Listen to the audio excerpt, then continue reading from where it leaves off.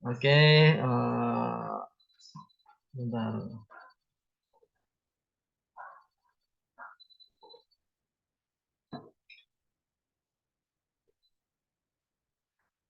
Kemudian tadi ada yang mau apa namanya, mau menjawab terkait dengan apa sih cloud computing tadi kan sedikit saya apa ya, saya artikan atau saya definisikan mungkin secara penalaran saya.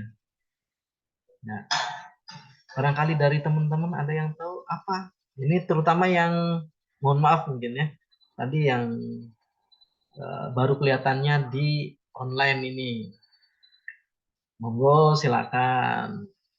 Apa yang namanya, apa yang dimaksud dengan cloud computing itu sendiri?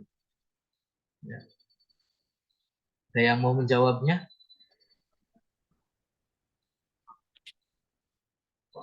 Mas Fajar barangkali mau menjawab? Mbak Desita Sari? Mas Fajar. Silakan Mas Fajar, salah benar saya nggak soal. Karena apa, mungkin penalaran Mas gambarannya seperti ini Pak. Mungkin nggak apa-apa, gambaran aja nggak apa-apa, gambaran Pak. Apakah cloud computing itu seperti ini ya Pak? Nah, tadi kan sudah dijelaskan sedikit mengenai apa namanya uh, alat ya, alat atau perangkatnya dari cloud computing seperti aplikasi GIS ya atau Google Map itu sendiri. Itu salah satunya. Yuk, siapa yang mau menjawabnya? Saya, Pak. Oh iya, Mas Fajar. Silakan Mas Fajar. Maaf Pak kalau salah ya, Pak. Oh, nggak apa-apa. Saya sudah dari awal-awal sudah memaafkan. Ya, ini Pak, secara sederhana merupakan pengiriman berbagai layanan komputasi, Hmm, termasuk server, perangkat lunak, iya. dan penyimpanan data, jaringan, serta analitik melalui internet. Oke. Good apa ya? Good jawabannya. Good answer ya, good answer. Good answer untuk Mas Fajar. Terima kasih Mas Fajar. Itu Terima sudah kasih, Pak. bagus. Itu betul sekali. Betul. Ya, entah Mas Fajar itu kepenalaran sendiri atau sambil membaca, saya tidak melihat itu. Tetapi Mas sudah bagus, sudah mau berani menjawab dan itu benar. Ya, terima kasih Mas Fajar. Barangkali dari teman-teman cewek yang cantik-cantik, cantik nggak sih cewek tuh? Kalau laki-laki cantik kan nggak wajar ya, wajar kalau cantik cewek mah. Mbak-mbak, Mbak Desita Sari, Mbak siapa lagi? Mbak Putri, apa lagi ya? Mbak Putri, kalau Mbak Dimas bukan juga ya. Rinda, Mbak Rinda. Ini Mbak Rinda baru kelihatan nih Mbak Rinda ya. Rinda nih. Iya Pak, baru pulang kerja. Oh, alhamdulillah. Mbak Rinda, gimana? Mbak Rinda mah enggak saya tanyakan nih karena kemarin sudah masuk Mbak Rinda. Paling Mbak Desita Sari.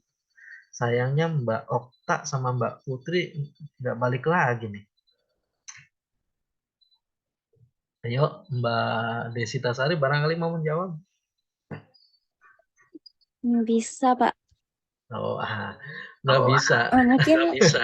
hampir sama kayak tadi Pak. Cuman kalau komputer itu menurut saya Hmm. teknologi yang dapat mengolah sumber daya komputasi lewat jaringan komputer Hmm. sehingga dapat menghubungkan antara komputer yang lain. Kok bisa? Bisa. Betul itu jawabannya kan. Menghubungkan antar komputer lain itu juga sama. Nah, mungkin menghubungkan kalau sifatnya apa namanya ya lokal. Ya, kalau lokal itu hanya jaringan, tapi kalau sudah sifatnya sudah global, sudah besar, nah itu dikaitkan dengan tadi computing, komputasi awan, ya. Tentunya koneksi penghubung atau menghubungkan antara komputer dari jarak jauh itu membutuhkan perangkat yang baik, infrastruktur yang baik, aplikasi yang baik gitu ya. Kemudian penyimpanan pun yang baik. Nah, itu tadi menghubungkan servernya, aplikasinya juga. Nah, seperti itu. Ya. Jaringan internetnya juga harus baik. Ya, gitu. Yang dimaksud dengan CLUD itu kan tadi prosesnya begitu cepat dibandingkan sebelum CLUD. Sebenarnya istilah saja, CLUD itu istilah awan, tetapi diartikan adalah tadi olahannya ya secara cepat, ya internetnya diakses secara cepat, secara mudah.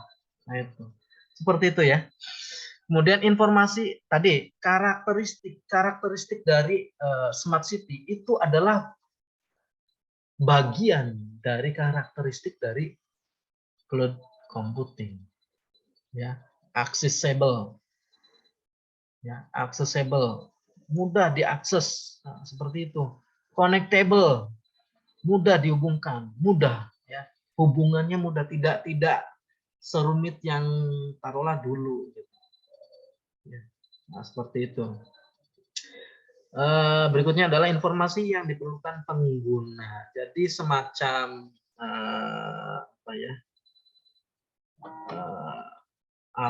semacam kayak gini nih.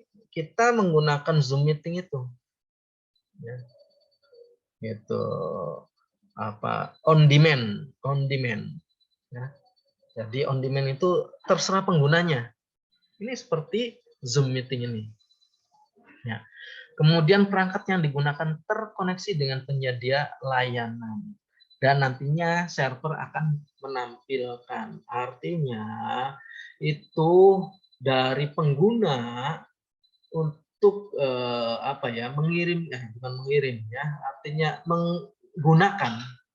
pengguna menggunakan aplikasinya itu tentunya harus ada semacam penyedia layanan itu pihak keduanya lah gitu ya, harus izin dulu, baru nanti kalau sudah izin itu akan disampaikan ke servernya menyambut dengan baik untuk si pengguna, seperti itu sih bahasanya. Ini penyedia, ini pengguna, ini server, ini izin dulu ke sini. Taruhlah contohnya seperti Zoom meeting. Kalian membuat akun, izin membuat jadwalnya dulu, dikirimkanlah ke server. Server nanti akan membalas bila mana digunakan oleh si penggunanya itu. Ya, itu seperti itu. Itu semuanya karakteristik juga pada sistem informasi tentunya ya. Ada media penyimpanan ya. Jelas. Itu seperti itu. Oke. Next.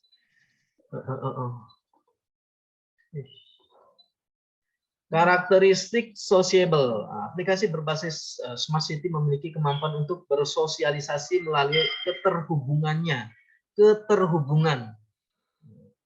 Jadi kalau keterhubungan itu ada alat yang menghubungkan ke jaringan sosial di internet. Nah, itu sehingga informasi lebih cepat tersebar dan bermanfaat. Oke.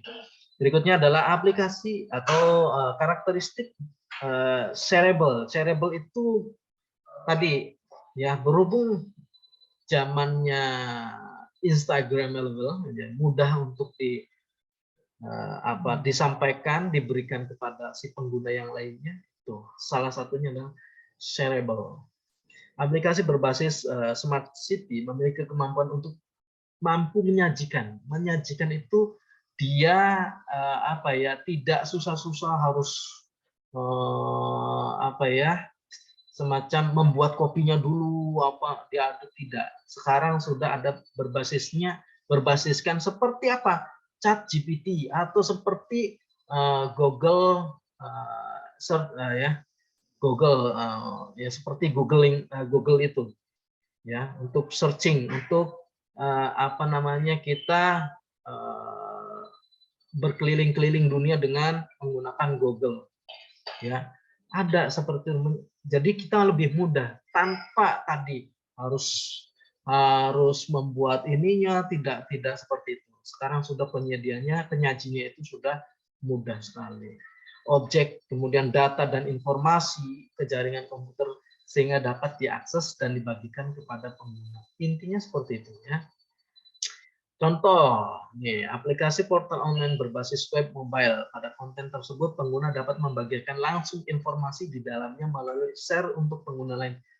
Kalian sudah mengalami sendiri. Contohnya sosmed, ya. Sosmed itu dilihat dari Instagram ataupun Instagram ya. Instagram ataupun WhatsApp, kemudian Telegram. Pokoknya mah yang apa ya, aplikasi sosial media, ya, itu seperti itu, ya. Tujuannya tadi untuk menyajikan dan dapat diakses serta dibagikan kepada penggunanya, intinya itu. Kemudian karakteristik berikutnya adalah augmented. Apa sih augmented, ya? Augmented atau apa, AR, ya, augmented, apa namanya, saya sampai lupa, ya. VR, ya, VR ada, kemudian augmented juga ada. Nah, ini augmentednya, visible, nampak dan tidaknya. Aplikasi berbasis smart city memiliki kemampuan untuk menjadikan informasi dapat diakses secara langsung melalui lokasi fisiknya. Jadi lokasi fisiknya seperti ini, kita bertatap maya seperti ini, itu akan terlihat langsung, ya. Itulah yang dimaksud dengan karakteristik dari cloud computing. Itu ada pada augmented-nya. Ya, terlihat, wow, Pak Dion lagi kecapean. Nah, itu, ya, tahu langsung lokasinya, tahu gerak-gerik si penggunanya juga tahu. Nah, itu augmented reality, ya. Sama halnya dengan augmented reality.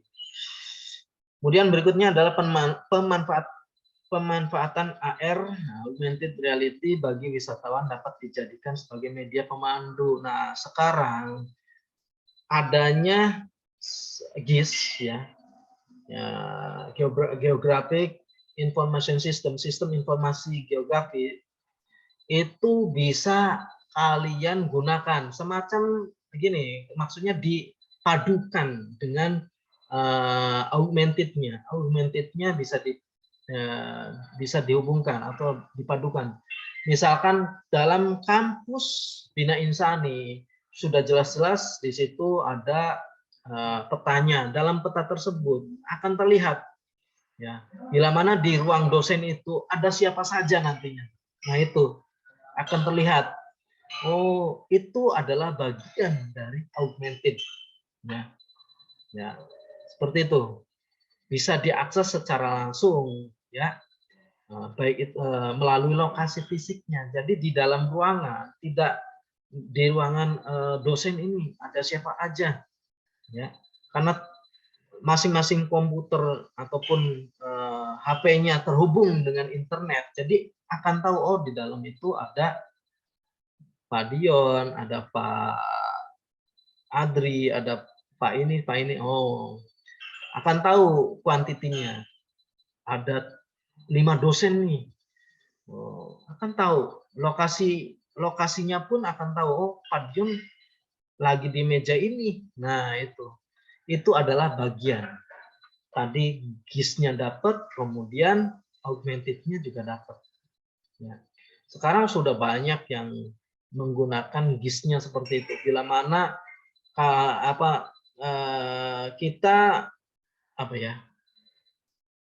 kita menggunakan Google Map, kemudian kita arahkan pada salah satu dinas instansi. Dalam dinas itu sendiri akan terlihat, ini dinas ini kepalanya ini, kepala dinasnya ini, gitu, stafnya sekian, akan terlihat. Begitupun di toko, misalkan toko yang jualan kue, Ceko lah di jalan, akan terlihat, oh ini Cekonya apa namanya, pemilik Ceko ataupun yang bertanggung jawab Cekonya ini biasa memasarkan Cekonya itu sekian, dan dari jam pukul berapa sampai dengan pukul berapa. Itu adalah bagian dari tadi augmented reality atau augmented-nya. Ya. Nah, seperti itu. Kemudian keamanan layanan Smart City. 3 sisi keamanan layar Smart City. Yang pertama sistem, kedua pengguna, dan ketiga kebijakan. Ya, sistemnya harus berlapis, harus benar-benar apa namanya, keamanan sistemnya ya terjamin. Tujuannya untuk apa? Tadi baik penggunanya itu sendiri nyaman, aman, ya. Karena udah jelas karakteristik dari sistem itu apa? Ayo, ada yang tahu?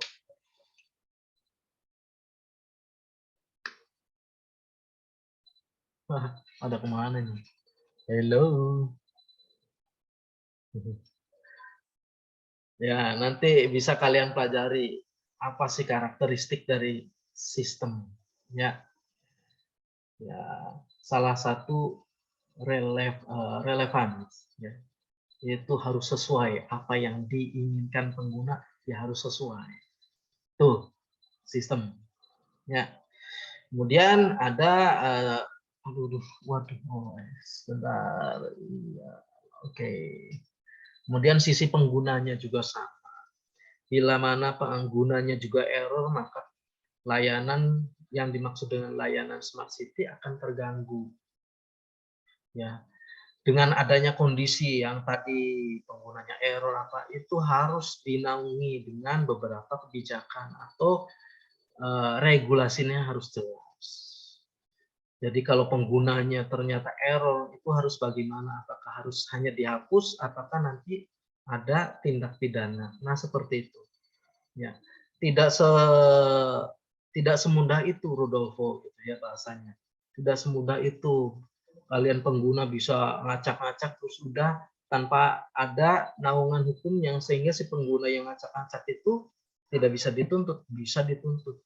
Ya, apalagi sekarang ada yang namanya Undang-Undang ITE, Undang-Undang Informatika, Teknologi, dan Elektronik. Nah, itu seperti itu. Ya. Kemudian selanjutnya adalah keamanan layanan layanan Smart City. Sistem yang baik akan memberikan layanan yang baik kepada pengguna. Keamanan di sisi sistem mencakup keamanan dari sisi perangkat lunak, keamanan dari sisi perangkat keras, topologi jaringan, protokol. Nah, itu harus nih, perangkat kerasnya harus didukung dengan baik, topologi atau bagian dari perangkat kerasnya itu, topologi jaringannya harus jelas. Kalau tanpa ada kejelasan atau tanpa ada map-nya, peta jaringannya yang berbentuk apa, maka tadi yang dimaksud dengan layanan yang baik itu tidak akan terjadi. Kemudian adanya apa? Protokol dari sistem informasi. Protokol apanya? Baik itu protokol internetnya, ya, itu harus jelas.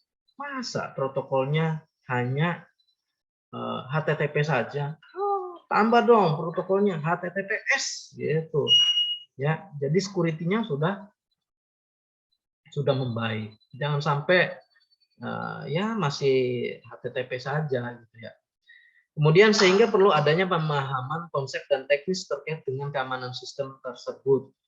Keamanan dari sisi sistem dimulai dari tahap desain, kemudian pengujian, implementasi, dan operasional. Ini sebenarnya sama halnya tahapan dalam implementasi. Tahapan evaluasi dan desain dan implementasi. Desain itu rancangan tadi, rancangan topologinya seperti apa, kemudian rancangan sistemnya seperti apa di situ. Setelah itu diujilah masing-masing, ya, dari keamanannya itu sendiri, kemudian dari sistemnya bagaimana, ya, sehingga tujuannya untuk mengoperasionalkan sistem yang berkelanjutan. Berikutnya adalah keamanan sisi pengguna meliputi segala kebiasaan dan perilaku pengguna layanan berbasis komputer. Maksudnya tadi ya. Jadi kalau penggunanya error ya maka harus ada kejelasan hukumnya, kejelasan kaitannya dengan apa? Kebijakan, sisi dari kebijakan. Kemudian dilihat dari sisi kebijakan. Sisi kebijakan merupakan dasar dari implementasi keamanan di sisi pengguna dan sistem. Seperti apa sih? Seperti adanya SOP gitu ya, standar operasional prosedurnya. Kalau tidak diterapkan, dijalankan seperti itu, maka bagaimana?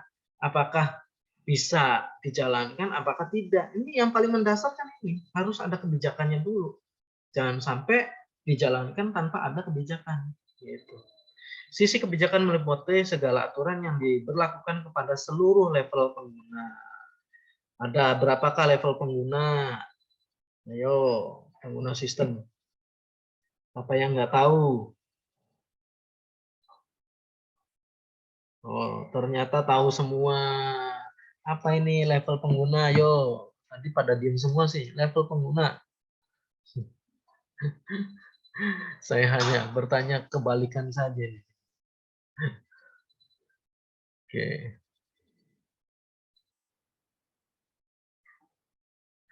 Oke, kita lanjut lagi. Manfaat Smart City. Yang pertama adalah memperbaiki permasalahan di masyarakat. Seperti apa sih memperbaiki? Bukannya tambah masalah, gitu ya. Adanya Smart City itu apakah tidak mengganggu? Mengganggu apa sih? Kestabilan dari masyarakat itu sendiri. Wah, sekarang sudah menggunakan itu ternyata masyarakat banyak yang tidak pekerjaannya itu kan banyak di PHK. Sekarang sudah berbasiskan sistem. Tidak ada absensi secara manual. Sistem semua. Yang tadinya tukang absen itu nggak perlu, langsung sistem. Ya, dimonitor langsung. Wah, tidak perlu jalan kaki lagi. Sekarang controllernya itu ya sudah menggunakan sistem. Ya, seperti di Cina sendiri controllernya sudah menggunakan AI. Dia akan tahu mana si A, mana si B, itu akan tahu. Kenapa sih kok sudut pandangnya atau lebih arahnya ke Cina? Ya, sebenarnya Cina juga pusatnya dari teknologi selain negara Barat, gitu ya. Nah, Barat itu didominasi oleh Amerika, ya Amerika atau United Kingdom, UK, ya, nah, atau segrup dengan negara Barat lainnya, ya, gitu. Kemudian meningkatkan layanan publik, terutama dengan adanya Smart City itu ya tujuannya adalah meningkatnya layanan publik, mudah, ya, accessible tadi, mudah untuk digunakan, disampaikannya, menciptakan pemerintah yang lebih baik, mencerdaskan masyarakat, ya. Kemudian mengelola potensi kota dan potensi sumber daya manusia. Sebenarnya sudut pandang ini berdasarkan penelitian-penelitian yang dikaitkan dengan smart city dan cloud computing-nya. Kenapa sih mencerdaskan masyarakat? Tadi masyarakat tidak perlu lagi bersusah payah, ya, bersusah payah mencari apa alamat si A. Gitu. Sekarang sudah menggunakan GIS saja atau Google Map, itu saja sudah cepat. Contohnya taruhlah saya ke Bina Insani awal-awal, ya, saya menggunakan Google Map gitu. Ya, saya menggunakan Google Map. Nah, kemudian mengelola potensi kota dan potensi SDM. Nah, ini mengelola potensi kota seperti apa sih? Nah, salah satunya layanan publik ini. Ya, potensi SDM-nya seperti apa? Sekarang menggunakan pendaftaran untuk PNS kabupaten ataupun kota sekarang sudah berbasiskan sistem. Ya, udah nggak perlu susah-susah lagi. Tinggal daftar melalui sistem, di-upload, udah beres. Dulu harus mengukir dulu tulisannya supaya tidak apa ya, supaya tidak. Dulu itu perbedaannya gini. Sekarang paperless, dulu itu boros terhadap alat tulis, ya. Jadi sekarang dulu itu rajanya itu adalah alat tulis, ya, alat tulis dulu. Nah, sekarang rajanya kembali kepada tadi produk dari informatika. Ya. Oke, mungkin dari tadi saya ngomong ada yang mau ditanyakan? Saya mau tanya. Kalau memang tidak ada, jelas, Pak. Oke. Oh, ada toh Mas Rizky Hidayat. Oh, sudah datang Tadi udah rupanya. join, cuma sambil kerja, Pak. Oh, alah. Oke, Mas Rizky Hidayat. Ini saya absen lagi aja ya. Mungkin pertemuan ini sudah saya cukupkan saja, Mas Rizky Hidayatullah. Oh iya, Pak, belum absen ya, Pak ya? Siapa ya? Iya, betul Mas Rizky. Kemarin Mas Rizky dari mana kok nggak hadir ya? Biasanya ada nih.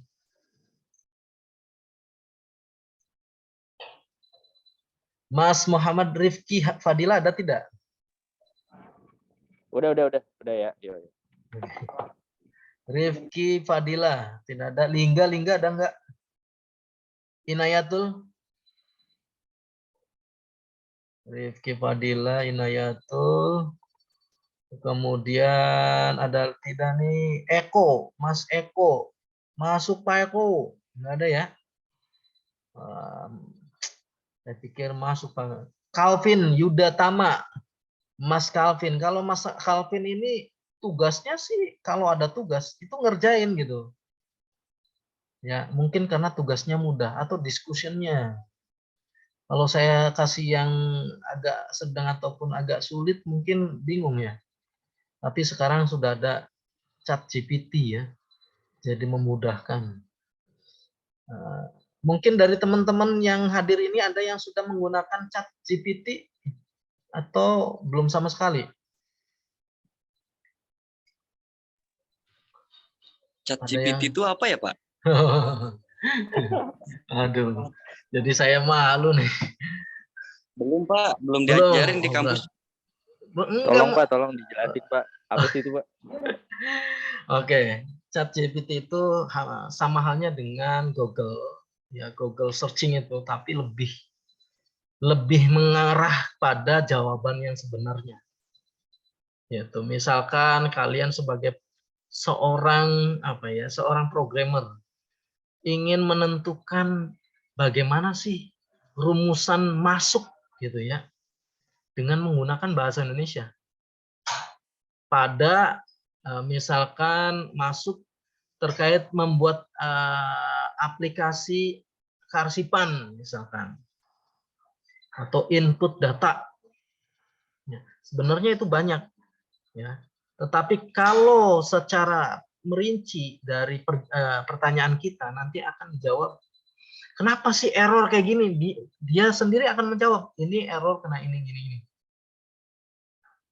Sampai-sampai ya kaitannya dengan pelajaran ya. Pelajaran kemarin itu ada yang satu kelas dinyatakan tidak lulus karena sudah tadi keenakan menggunakan ChatGPT, entah itu ya apakah memang hasilnya itu benar semua atau tidak gitu sebenarnya ya. Sama halnya dengan tadi Google searching ya, dengan Google ya, dengan produk Google. Ya, cuma sekarang lagi populer saja ChatGPT.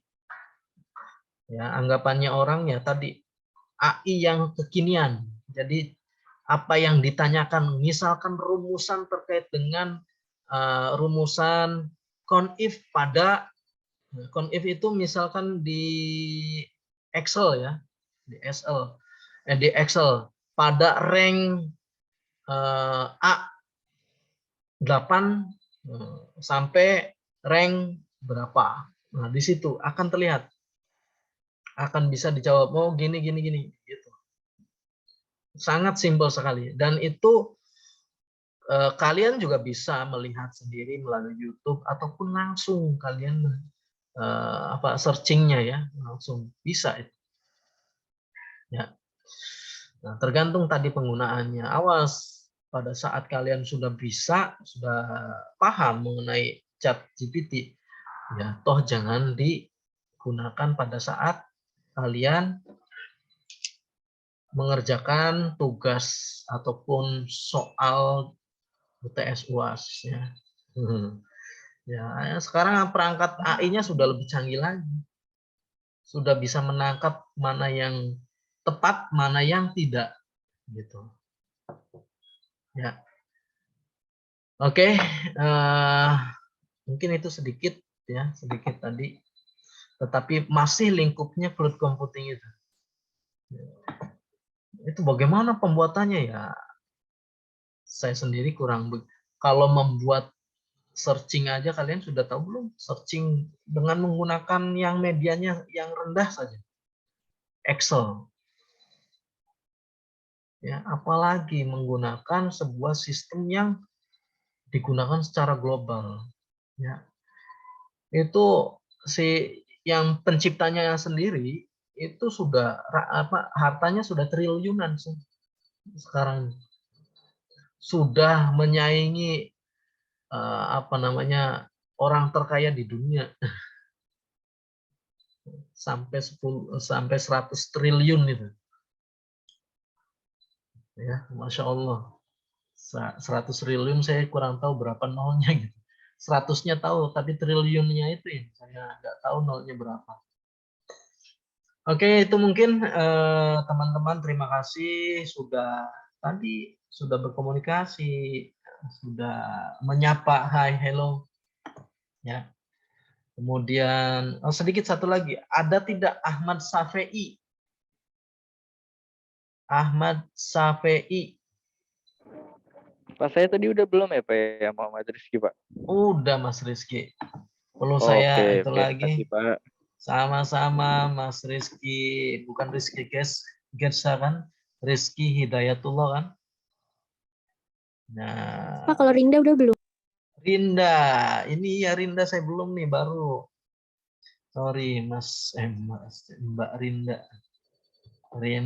Nah sip. Ada lagi yang belum? Sri Desdira ada tidak? Sri Desdira. Oke, tidak ada ya. Cukup mungkin dari saya. Mungkin bila mana ada pertanyaan, gimana Mas Rizky, ada yang mau ditanyakan?